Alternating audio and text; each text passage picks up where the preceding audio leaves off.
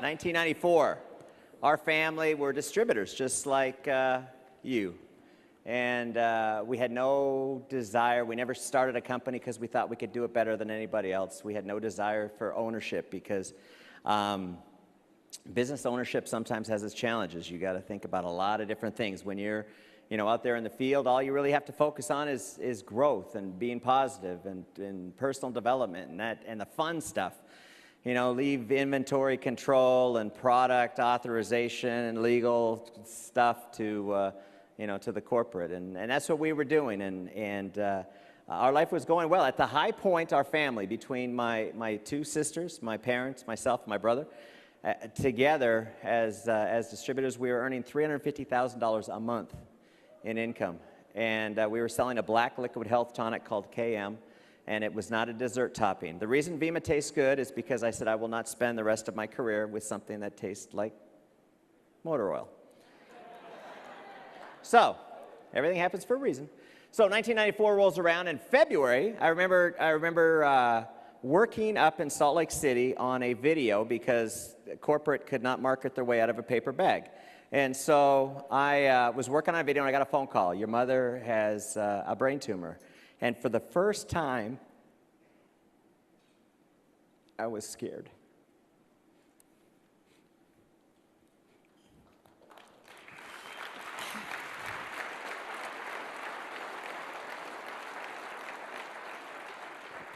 So I get her on the phone and I say, I'm coming home. And she's like, no, you stay and finish the video. And I thought, wow, it can't be serious then. Well, it was serious, and in May she went to heaven, and what was strange for our family is everything normally worked out for us. I mean, we went through a bankruptcy, they repossessed everything. I mean, it was creditors calling on the phone. I mean, it was some trying times, and it always worked out. My dad always said, hey, we got to work together, keep the ship afloat, and, my sister went to work at C's Candies, and Lauren went to work as a housekeeper, and I went to work as a bag boy, and my brother went to work at the car wash, and my mother went to work as a waitress, and and I remember my mom was very, very sensible, and if somebody was eating something and they didn't finish it, she thought, I'll bring that home. And so she would cut the part of the steak or the chicken or whatever off that was eaten, and she'd bring home doggy bags, and us kids would eat doggy bags, and we thought that was the coolest thing in the world. And on Sunday when Mom would come home from work in the brunch, she'd bring us macaroons and big chocolate chip cookies and frog legs. And I remember my dad sitting in the hammock in the backyard eating frog legs out of a doggy bag, and he said to me, son, it doesn't get any better than this. And I thought, attitude is everything, isn't it, Dad? And that was back in the early days, and in 1994, it didn't work out for us. And, we thought we had life by the tail. And when you hear those words of a loved one, you've got cancer, everything changes. I don't care if you're making $350,000 a year or a month, it changes. And all of a sudden, all of your priorities get focused where they're supposed to be. May, she goes to heaven, and we were sort of out of it as a family, leaving things in the hands of the wonderful corporate team at Mattall. And just when you think 1994 couldn't suck any worse, 10 days before Christmas, we get a phone call, and it says, we're going into bankruptcy, and nobody's getting a check. And I remember grown men on the phone on this conference call crying, saying, I have to take my Christmas presents back. And, my dad he was 68 at the time and had worked his way up through Amway. He was an executive diamond with Amway, and then they moved over to Mattall, and his whole life was a network. His whole life was this network, and he looked at his kids and he said, guys, you better do something. And so we went out to find a home. We looked at a couple different companies, and what we found was this glaring need in the marketplace of a company that thought like a distributor. And we come back and we said, Dad, it's pretty slim pickings out there. And this company called Enrich had put a bounty on Mattall distributors' heads saying, you come with us and we'll make your check good.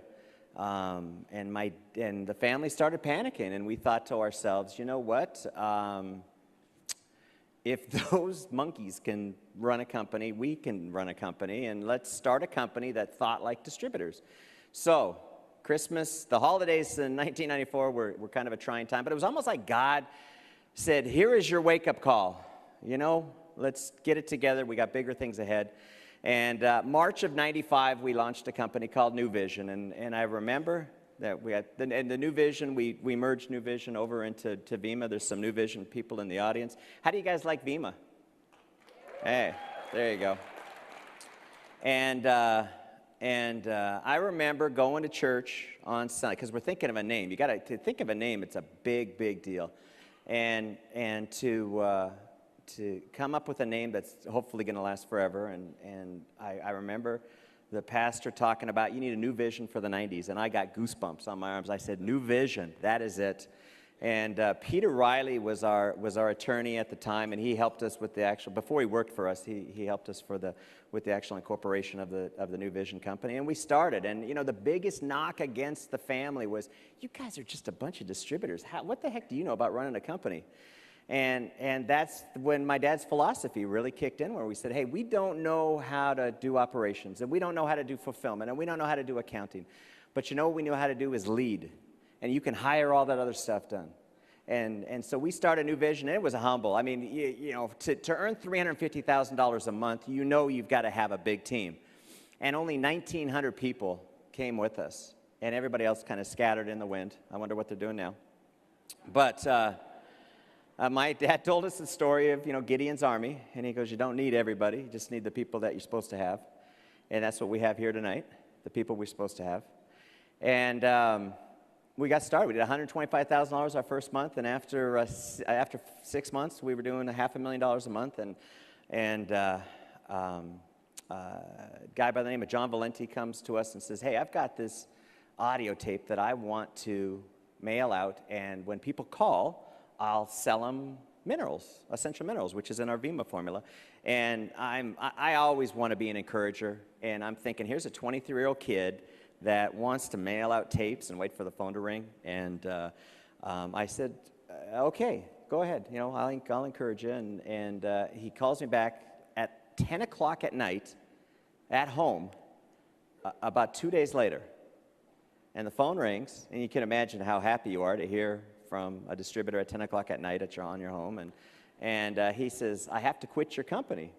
And I'm like, oh, terrific. Why is that? He goes, well, I talked to Dr. Wallach, you know, the Dead Doctors Don't Lie tape, and he said, you can only mail it out if you become a distributor with me.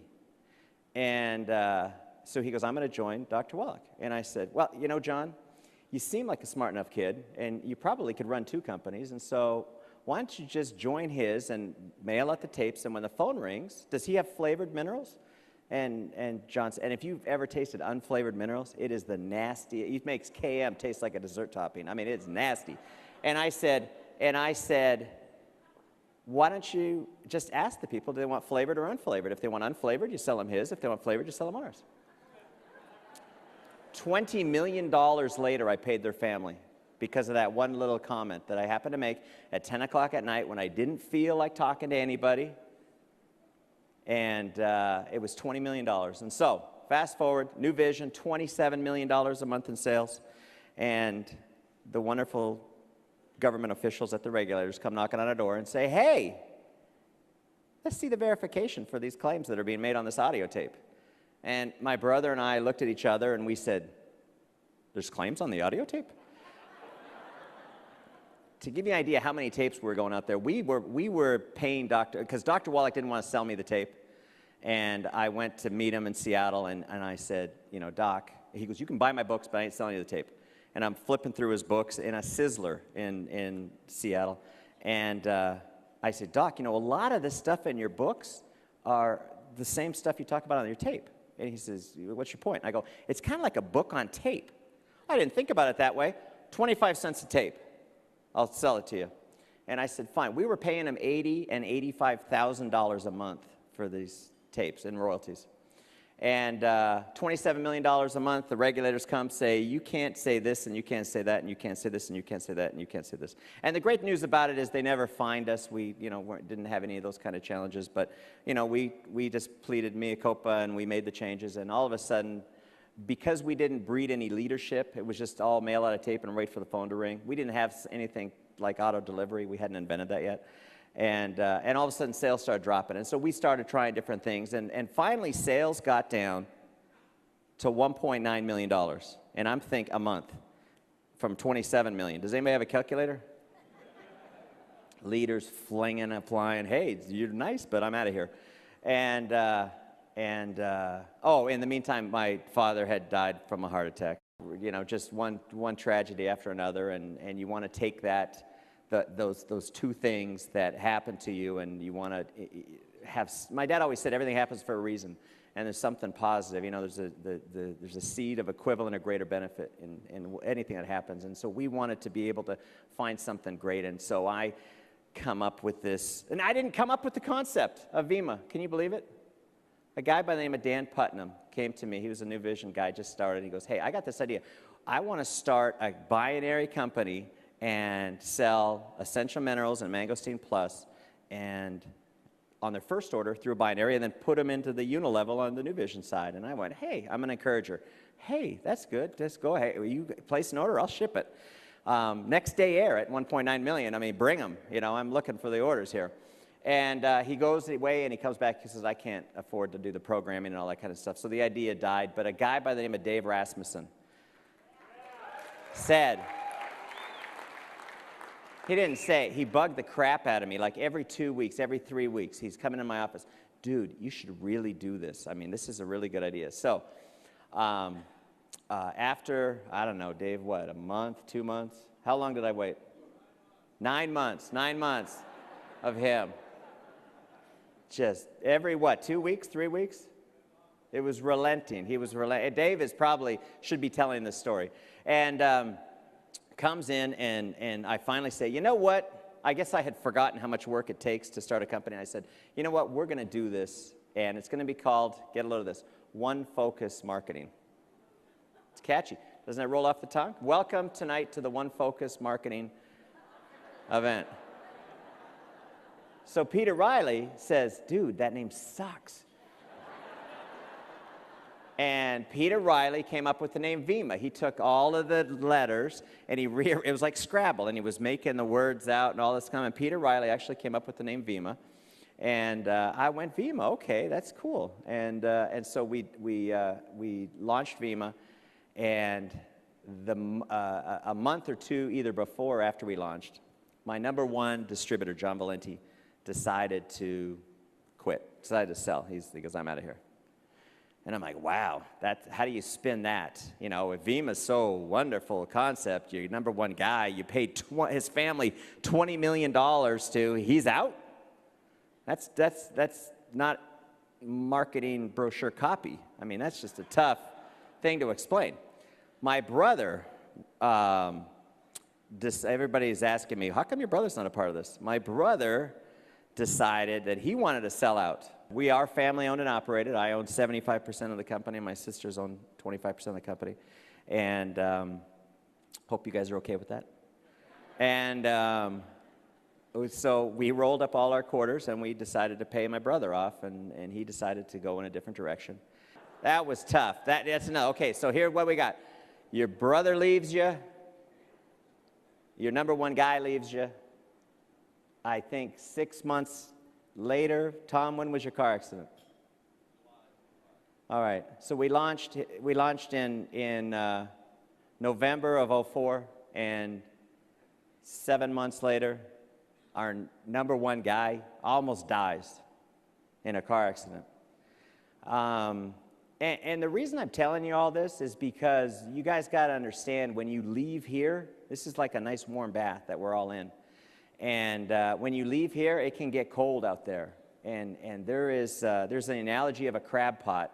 And when you have one crab in the pot, you have to keep the lid on because the crab will crawl out. But if you put 2 crabs in there, you can leave the lid off. And why do you think that is?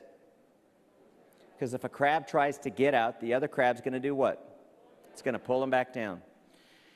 And I'm trying to set the stage of what we had to go up against to be able to get to where we are today. And whatever you have to go up against, it may be tougher than what we had to go up against. I doubt it, but it may be tougher than what we had to go up against, but it's still going to be worth it. And so the guy, Dan Putnam, didn't even stick around for Vemma. He quit. And, I mean, it's like his concept, and he quit. Brother quit, number one distributor sold, top leaders were quitting. And when I was coming up with this one focus marketing idea, I brought the 13 top New Vision leaders to Carlsbad, California. We had a meeting, and I said, guys, this is my concept, blah, blah, blah, this is what we want to do. And 12 of the 13 said, don't do it. Just stick with New Vision, keep doing what you're doing. It's going to turn around. And that's tough, because I always pride myself into listening to the feedback. My dad always said, the best ideas come from the field leaders. You always got to listen to the field leaders. We have an executive or elite club that I bring you guys in. I listen to you. We have calls once a month. I'm listening to you. I'm running, confidential stuff past you. That typically isn't done in companies, but I want to do it to make sure that we're on the right track and we're thinking like distributors. We're not thinking like a bunch of corporate people that are out of touch with what's going on in the field, because you guys are on the front lines. You guys are the ones that need to be equipped and armed with the best product, with the most competitive marketing plan. And I've always prided myself in being a company that pays attention.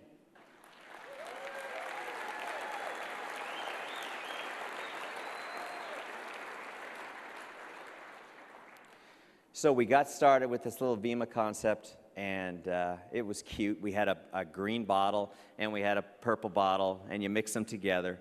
And we had that because in New Vision, we had a green bottle and essential minerals in one bottle, and we had Mangosteen Plus in the other bottle. And I went to a meeting once, and we had a little tote thing that carried it with a little shot glass. And I went to a meeting once, and one of the brand partners said, "Why don't you mix them for us?" Could do that, I guess. I could have made up some BS story about, well, when you mix them, they synergistically combine and create a formulation that's 4 times more powerful if they're kept separately. But it made sense to me. I thought, people are busy. It's easy to just do it. Why make somebody open one bottle and then open another bottle and then measure it out and all that kind of stuff? And so we have come a long way in a short period of time. 6 years is nothing in this industry. You heard Brad Wayman talk about how 90 or 95% of the companies fail? Almost all of them fail. It is, and I've seen it. I've lived it, and people come up and they go, well, this is ground floor, and I'm like, oh my God, that's not what you look for. If you look for a culture that has an environment for growth. You look at a culture that you resonate with, you feel comfortable with, that you feel like you're home. That's what you don't look for ground floor. You don't look for 80% payout, which means that they have nothing in their product, and you don't look for those things. You look for a product that you can believe in, a company that you can believe in, and leadership that you can believe in. And then you go to work.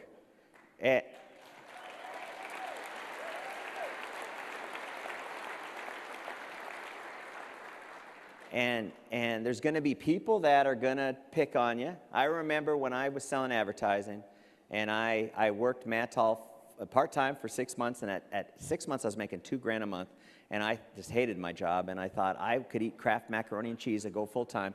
And I remember this guy, Drew, I forget his last name, Drew something or other. When I was leaving, he said to me, "You'll be back begging for your job in 6 months."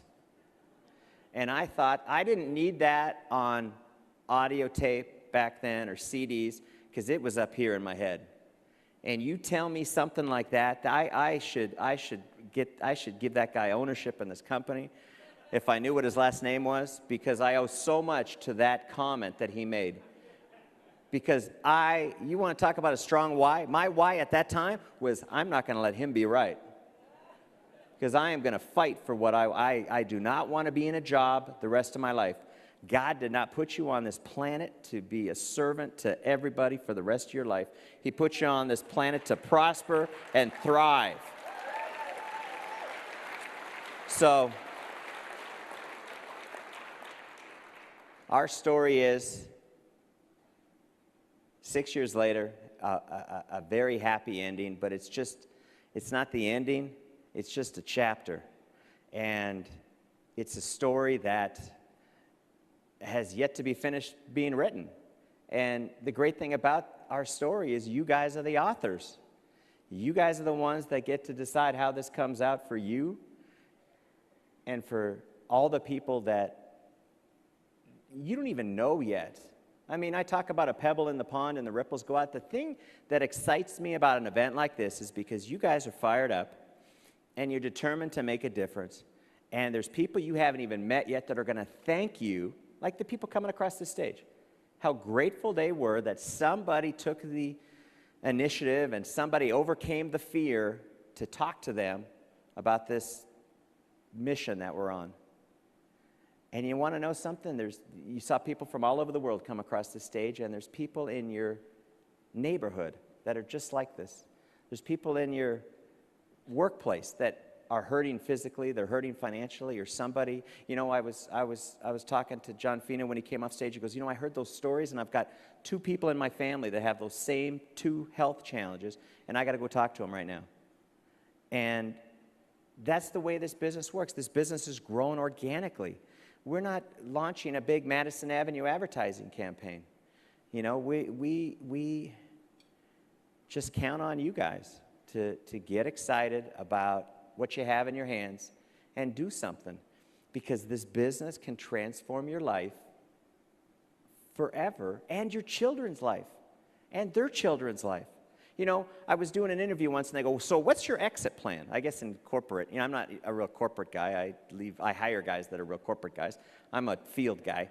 And they go, so what's your exit plan? And I guess that's, you know, corporate speak for how the hell are you getting out of this thing that you started here. And I said, I have, it's a detailed exit plan. It entails 4 kids that are going to get up, and I'm going to raise them up right and teach them about being entrepreneurs and teaching them about dealing with people and teaching about dreaming and get them to run this company. And that's my exit plan. And it might take me 20 years or 30 years to get to that point, but you'll never really get rid of me because I'll always be hanging around, especially with desserts like they had tonight. Holy smokes. Dr. Oz can poke my Omentum all he wants, man. I'm eating that. That chocolate piece of paradise. But that's our story. And I wanted to tell you, and I'm sorry I went a little bit over, but I wanted to tell you that when you see us up here, when you see our family up here, we fought like hell to be up here. We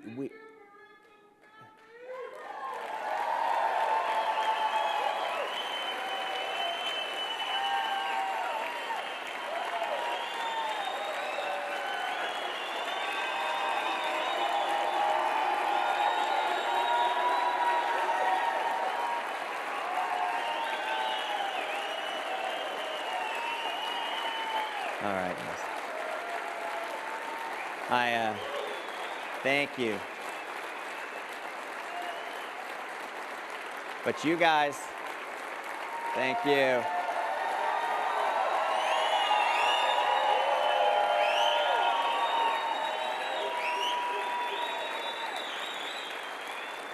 But you guys, thank you. The applause was a little long. I felt awkward for a minute, but don't do that anymore. But I say that to say this. It's worth the fight. It's not going to be all, like Jim Rohn used to say, happy high notes. There are going to be people that say you're crazy. There are going to be people that mock you. There are going to be people that criticize you, look down on you, say you can't do it. But I want you to use that as fuel for your passion, that you guys need to doubt your doubts before you doubt your beliefs. And the reason these events are so important is because we take your belief level to a whole new level. How many people have a whole new level of belief in what we're doing here?